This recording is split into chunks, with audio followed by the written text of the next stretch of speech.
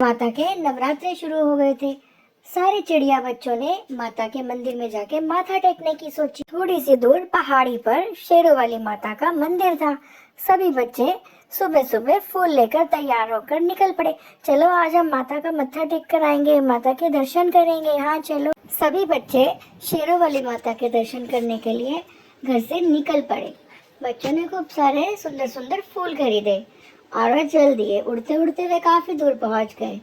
हमें थोड़ा तभी सामने चिड़ियाओं ने देखा कि एक चुड़ैल खड़ी है और सारे चिड़ियाओं के ऊपर झपट पड़ी। बाकी सब तो बच गई पर नीलू चिड़िया उसके हाथ में आ गई। आज तो चिड़िया का मांस खाऊंगी। आज तो चिड़िया खाऊंगी मैं। और चुड़ैल सारी चिड़ियाओं के पीछे भागने लगी। वह पिंकी चिड़िया के भी पीछे पड़ गई। अब तो चुड़ैल उनके पीछे पीछे आ रही थी। पीछे मुड़कर मत देखना, चुड़ैल आ रही है, हम सबको पकड़ लेगी। भागो जल्दी, और तेज उड़ो और तेज उड़ो। आज तो मैं सबको लेकर जाऊंगी। आज तो दावत उड़ाऊंगी, चिड़िया का मांस मिलेगा मुझे खाने को। चुड़ैल उनके पीछे पीछे और चिड़िया आगे आगे। हे शेरों वाली माता हमारी रक्षा करो, हे शेरों वाली माता हमारी रक्षा करो।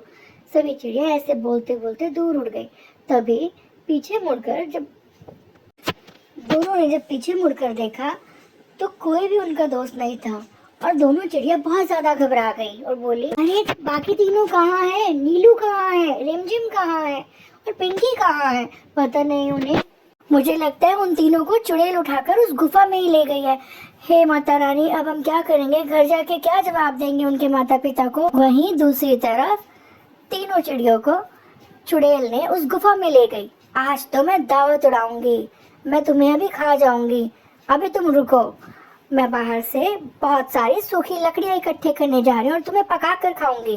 तभी बच्चे बोले, चुड़ैल आंटी हमें मत खाओ ना, हम नवरात्रि में दुर्गा माता मंदिर जा रहे थे और हमारे माँ बाप हमारा इंतजार कर रहे हैं, आप हमें छोड़ दो ना चुड़ैल आंटी। चुड़ैल वहाँ से चली गई। अब तीनों चिड़िया आपस में बात करने लगी, अब हम क्या करें? यहाँ से कैसे निकलेंगे? कोई जुगाड़ तो लगाओ ना, मुझे कुछ समझ नहीं आ रहा, मेरा दिमाग काम नहीं कर रहा, यहाँ से कैसे निकले? और तभी उन्हें गुर्राने की आवाज आई और चुड़ैल फिर से अंदर आई।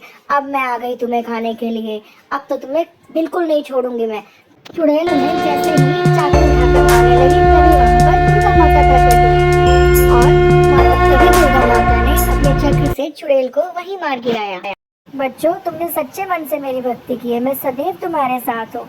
और बच्चों ने बोला जय दुर्गा माता की और माता वहाँ से गायब हो गई और बच्चे वहाँ से आज़ाद हो गए और बच्चे माता के मंदिर के लिए निकल पड़े। अब वे अपने साथियों को ढूंढने लगे। पिंकी चलो ढूंढते हैं बाकी उन दोनों को। वो नीलिमा और रिंकी का तो कुछ पता ही नहीं चल रहा, अब हमें वो बिल्कुल दिखाई नहीं दे रहे। कोई बात नहीं, थोड़ा दूर देखते हैं, इसी जंगल में है और वो कहीं नहीं गए। थोड़ा सामने जाकर देखो। थोड़ा सा आगे उड़ते ही उन्होंने देखा सामने उन्हें नीलिमा और रिंकी बैठी दिखाई दी। तुम कहाँ गायब हो गए थे? चुड़ैल तुम्हें कहाँ ले गई थी? तभी नीलू चिड़िया बोली, हम तुम्हें कब से ढूंढे जा रहे थे। तभी पिंकी चिड़िया बोली, हमें चुड़ैल ने अपनी गुफा में ले जाकर बंद कर दिया था, वह हमें खाने ही वाली थी। तभी वहाँ पर शेरा वाली माता प्रकट हुई और शेरा वाली माता ने उस चुड़ैल को मार गिराया और हमें आजाद करवाया और माँ ने हमारी रक्षा की। चलो हम शेरा वाली माता को मत्था टेक कर आते हैं। और सारे चिड़िया लोग शेरा वाली माता के मंदिर में जाकर मत्था टेका और अपने अपने घर के लिए निकल गए। तभी पिंकी चिड़िया ने बोला, शेरा वाली माता ने ये भी बोला था कि तुम सभी बच्चों ने मेरी सच्चे मन से भक्ति की है, इसलिए तुम्हें कभी कोई कष्ट नहीं हो सकता।